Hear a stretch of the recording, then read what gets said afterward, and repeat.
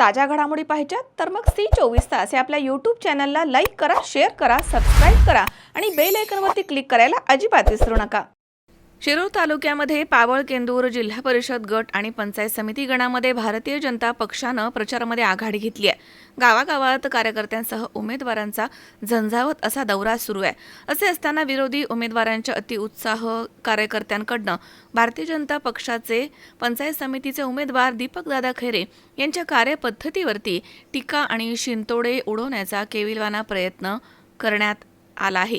तर त्यामुळे या संदर्भात आमचे प्रतिनिधी सुनील पिंगळे यांनी मागोवा घेतला आणि त्यांच्या प्रत्येक प्रश्नाला संबंधित पदाधिकारी यांनी सडेतोड असं उत्तर दिलंय.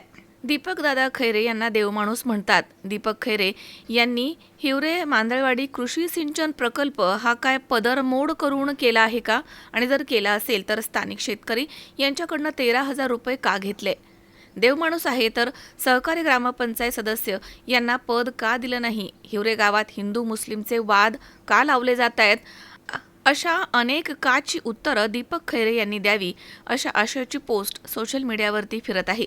तर या संदर्भात ज्या सिंचन प्रकल्पामध्ये पूर्ण वेळ सहभागी असलेले विविध कार्यकारी सोसायटी हिवरेचे विद्यमान चेअरमन कैलासराव मांदळे आणि हिवरे मांदळवाडी कृषी सिंचन प्रकल्प फेज 1चे सचिव जालेंद्र मांदळे यांनी या आरोपांना उत्तर दिलं आहे. त्यामुळे यापुढे होणारी निवडणूक फक्त विकास कामांच्या मुद्द्यावरतीच व्हावी आणि उगाच वैयक्तिक चिखलफेक करून वातावरण दूषित होईल अशी निर्मिती करू नये, अन्यथा प्रत्येक गोष्टीला उत्तर हे ठरलेलं आहे, हेही तितकंच सत्य आहे.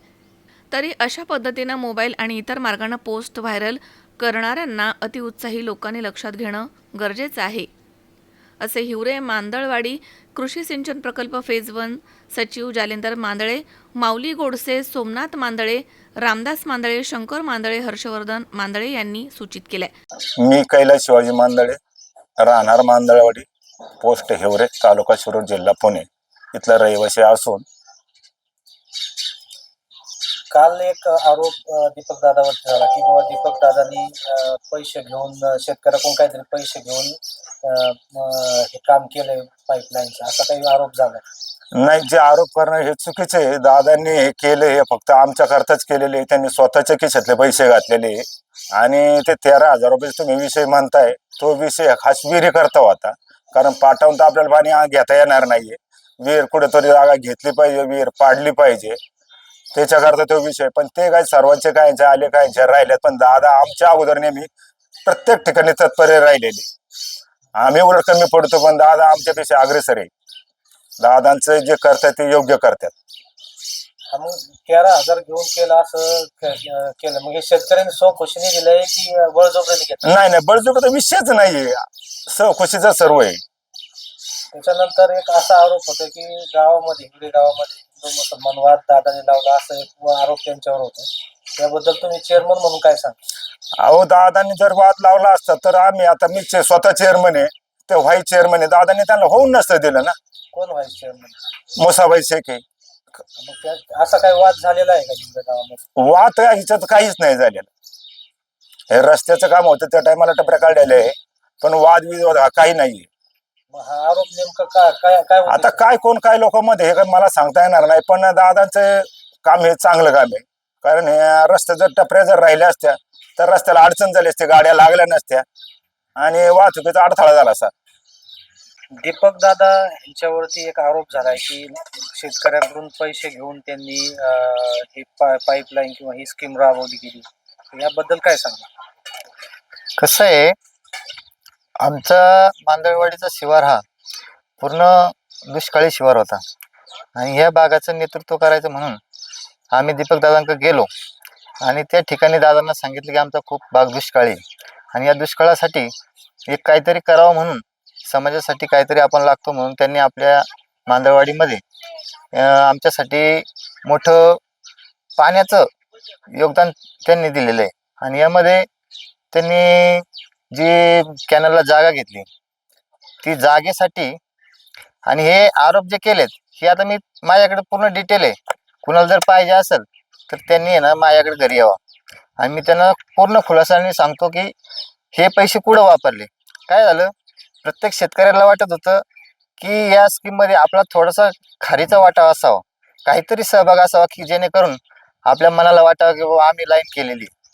या हेतूने आम्ही त्यांच्याकडे गेलो. मग यामध्ये काय झालं की आम्हाला शेतकऱ्यांना असं वाटलं की आमचा दादा एकदा लाईन करून गेले तर मागचा खर्च कोण करणार. तर त्यामध्ये काय आलं की बाबा मेंटेनन्स असेल, उद्या मोटर जळाली, डीपीचा काय प्रॉब्लेम झाला, यामध्ये आता जसं चालू केलं तसं 2 वेळा डीपी जळाली, आता हा खर्च कोण करणार. यामध्ये खूप प्रॉब्लेम असतात. हे आता हे कोण जे आरोप करतंय त्यांनी एकदा येऊन पाहावं इथं काय काय प्रॉब्लेम आहेत.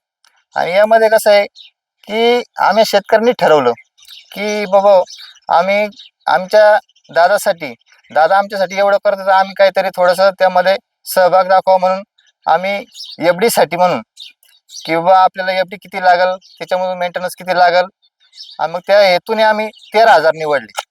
किंवा आपलं क्षेत्र किती आहे, 300-350 एकर क्षेत्र आहे आमचं. त्यामध्ये कोरडवाहू धरून 500 एकर. तर ते कोरडवाहू आता चालू आहे बागायत व्हायचं. एक एक जण पाईपलाईन करतो. आणि यामध्ये की शेतकऱ्यांना जे आपण काहीतरी देणं त्या अनुषंगाने आहे ना, त्यांनी स्वखुशीने दिलेले आहे की आम्ही काही त्यांच्याकडे गेलेलो नाही घरी, की बाबा आम्ही एकरी 13,000 रुपये काढले. काही याच्यामध्ये अल्पभूधारक पण आहेत. अल्पभूधारक म्हणजे त्यांचे देण्यासाठी काही नाही, पण आता त्यांनी जे ते 2 एकरात सुद्धा त्यांनी ऊस लावलेले. मग आता त्यांचे देणे चालू झालं, हळूहळू ते देतील. पण आता जे 39 लाखाचा आरोप केला ना, हा खूप बिनबुडाचा आहे. याच्यामध्ये काही तथ्य नाही. आणि यामध्ये जो काही शेतकऱ्याचा जे दादांनी हे केलंय, यामध्ये दादांचं योगदान हे खूप महान आहे, कैक पटीने महान आहे. आम्ही काय 13,000 एकरी दिलेले आहे, त्यांनी ना 1000 पट्टीचं त्याच्यामध्ये सहभाग आहे त्यांचा. आणि हे वैयक्तिकरित्या त्यांनी केलेलं आहे. हे काय कोणी स्वखर्चातून केलेलं आहे, हे काय कुठं 2 नंबरचा त्यांचा काही धंदा नाही. त्याच्यामुळे सर्वांनी यामध्ये थोडासा विचार करावा की बाबा एखाद्या भागाचं जर नंदनवन होत असेल तर त्याला काळीमा फासायचं काम करू नका. त्याचप्रमाणे ग्रामपंचायतमध्ये बी सरपंच पद दिलं नाही म्हणून अशी नाराजी आहे की जे काही पाहिजे ते आमच्यासाठीच, असा विषय दादांच्या बाबतीत एक पुढे येतोय. ती एक पोस्ट व्हायरल होती, याबद्दल काय सांगा. त्या पोस्टचा विषय काय आहे की आमचं त्यावेळेस जे कोर कमिटीचं जे मीटिंग झाली होती त्यामध्ये आमचं ठरलं होतं सगळ्या सदस्यांचं की बाबा आपल्याला काही वेळ नाही. यामध्ये जे फिरणारी लोक आहे, ज्यांना काही माहिती आहे, ती लोक असावी. त्या कोर कमिटीने ठरवलं की बाबा तुम्ही, आमच्या सदस्यांनी सगळ्यांनी सांगितलं की बाबा ठीक आहे, तुम्ही तुमच्या पद्धतीने तुम्ही सरपंच व्हा. आणि यामध्ये स्वतः पण योगदान द्यावं लागतं, वेळ द्यावा लागतो. आणि बाकीच्या सदस्यांना ते जुळणार नव्हतं किंवा ते एवढं पदरमोड करून कोण करणार नव्हतं. त्याच्यामध्ये त्याला पाठपुरावा करणं म्हणजे आता गावामध्ये बघा स्मशानभूमी आहे, तिथं मुरुम टाकला यांनी सोखर्च. त्याच्यावरून त्यांनी कोबा करून ते काम केलं. स्मशानभूमी, चिंचेचा जो वाटा असेल तो, इकडे दिवनमळ्यामध्ये मोठे मोठे रस्ते केले. 50 ते 55, 53 कोटीची काहीतरी कामं झाली गावामध्ये. एवढी कामं आणणं एवढं बाकीच्या सदस्यांना एवढं जुळलं नसतं. म्हणून त्यांनी बाबा चला गावचं काम होत असेल तर या मेन जे 2 आता विकासनावर पहिले सरपंच झाले, त्यानंतर दीपक दादा झाले, यांचं ते त्यांनी वेळ दिला, तेवढी कामं पण खेचून आणली. तसं बाकीच्यांना जुळलं नसतं. म्हणून बाबा चला. आणि आमचा विषय कसा झाला की बाबा दीपक दादाचा आमचा सरपंच आहे. आम्हाला कसं होतं की आम्हाला सुरुवातीला वाटलं होतं की बाबा आपल्याला काही पद नको किंवा सदस्य पद नको, पण दादांनी हे केलं की बाबा नाही नाही तुम्ही पाहिजेच, आमच्या बरोबर तुम्ही पाहिजे. म्हणून आम्ही त्यामध्ये सहभाग घेतला आणि म्हणलं आम्हाला सरपंच वगैरे नको, तुम्हीच पाहिजे आणि गावचा विकास झाला पाहिजे. आमचं दुसरं काही डोक्यात नव्हतं. आणि हे केलेले आरोप आहे खूप बिनबुडाचे. याच्यात कुणाचं काही, जे आता एखादं चांगलं काम करतात त्याला काहीतरी खोडा घालायचं काम करतात, बाकी काही नाही. सुनील पिंगळे, झी 24 तास, पाबळ.